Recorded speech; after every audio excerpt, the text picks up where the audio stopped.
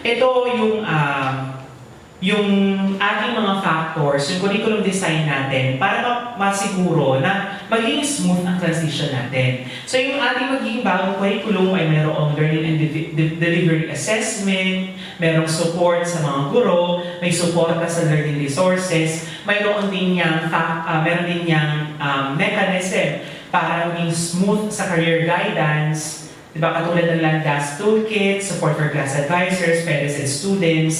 Meron na tayong pilot implementation ngayon, sinasagawa yan ngayon para next year, kung ano man ang makita natin na mga problema sa implementation this year, ay maging maayos siya for the next school year. Governance din, meron din tayo diyang assistance sa binibigay, responsive din ang financing natin kasi bibigyan natin ng sapat na alokasyon sa MOOE ang ating mga paaralan. At syempre meron din tayong advocacies na sector-wide ang pagbibigay ng komunikasyon para ang reforma ay para sa buong DepEd o sa whole system.